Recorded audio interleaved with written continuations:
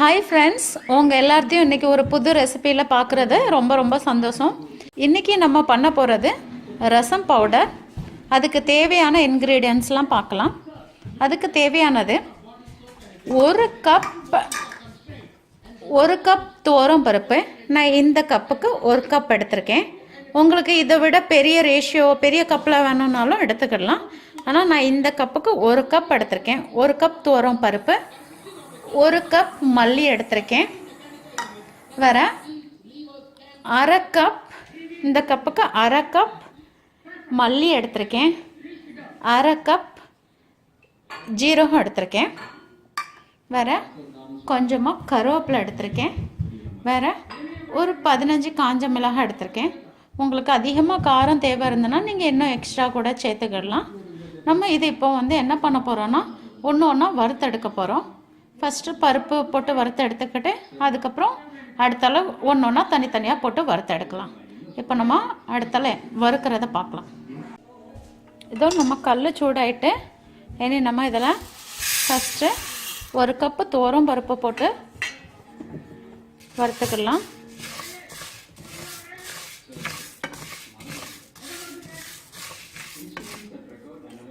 கொஞ்சம் லைட்டாக brown colour, லைட்டாக கலர் மாறுறது வரைக்கும் வறுக்கலாம்.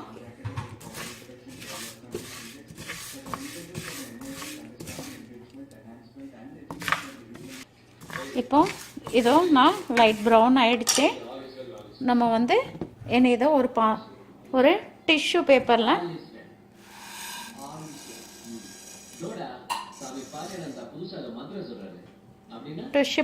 தட்டிடலாம். அடுத்தால நம்ம அதில் அந்த பாத்திரத்தில் மல்லி தட்டிடலாம். மல்லி ரொம்ப லைட்டாக வறுத்தா போதும்.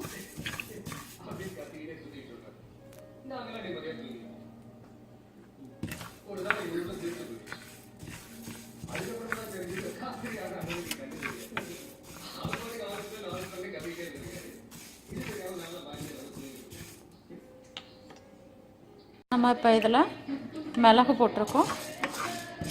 மிளகு கொஞ்சம் வறுத்து எடுத்துட்டு அதுக்கப்புறம் நம்ம ஜீரகம் போட்டுடலாம்.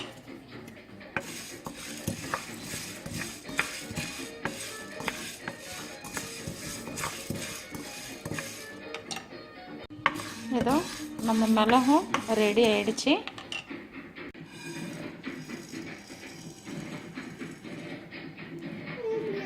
இப்போ நம்ம ஜீரகம் போட்டாச்சு.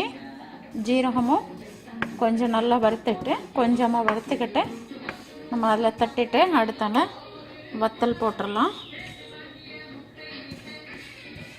எல்லாமே கொஞ்சம் சூட்டை கம்மியாக வச்சே பண்ணுங்கள். கரிஞ்சிட்டுனாலும் மசாலா ரொம்ப நல்லா இருக்காது. அதனால் கொஞ்சம் வெது சூட்லேயே வச்சு கிண்டிடுங்க.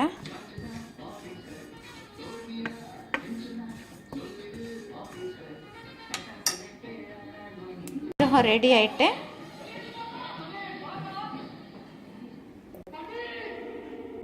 நம்ம இதில் இந்த காஞ்ச மிளகாய் போட்டுடலாம். காஞ்ச மிளகாய் போட்டு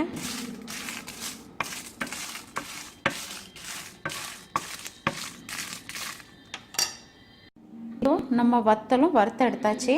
எல்லாமே இப்படி ஒரு டிஷ்யூ பேப்பரில் போட்டு கொஞ்சம் வாட விடுங்க. ரொம்ப சூட்லேயும் அரைக்க வேண்டாம்.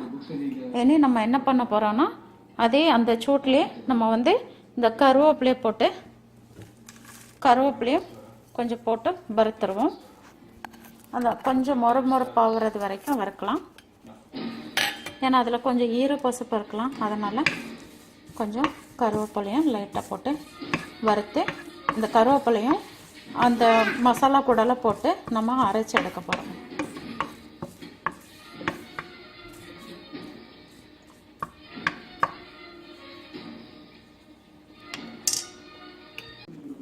இப்போது நம்ம இந்த மசாலாவை கொஞ்சம் ஆற விடுவோம். ஆற விட்டதுக்கப்புறம் இதை ஒரு மிக்ஸி ஜாரில் போட்டு நம்ம அரைச்சிடலாம். அரைக்கிறது ரொம்ப பவுடராக அரைக்க வேண்டாம். கொஞ்சம் குறைன்னு அரைச்சா போதும். ஏன்னா இதை ரசத்துக்குனாலும் ரொம்ப நீங்கள் ஃபைன் இதெல்லாம் அரைக்க வேண்டாம். பவுடராக நார்மலாக கொஞ்சம் ரொம்ப குறைன்னே வேண்டாம். நார்மலாக அரைச்சி எடுக்கலாம். இதோ இன்னும் நம்ம அரைச்சாச்சு.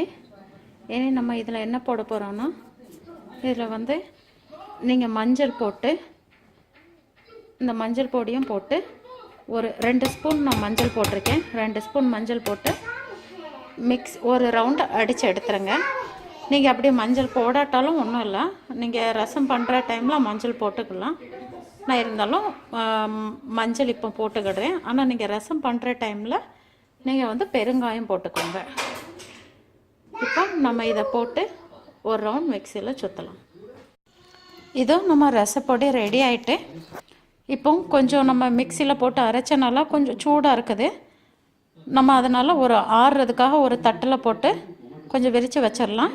இந்த இதில் சூடு ஆறுனதுக்கப்புறம் நம்ம ஒரு ஏர்டைட் கண்டெய்னரில் போட்டு நம்ம மூடி வச்சிடலாம். அப்படின்னா உங்களுக்கு ஒரு 2 மந்த்லாம் நீங்கள் யூஸ் பண்ணுறதுக்கு நல்லாயிருக்கும். ட்ரை பண்ணி பாருங்கள். உங்களுக்கு பிடிச்சிருந்தனா உங்கள் கமெண்ட்ஸ் எனக்கு சொல்லுங்கள். இன்னும் புது புது ரெசிபியோட அடுத்த வீடியோவில் சந்திக்கலாம். அன்டில் தென் பாய் பாய் பாய்.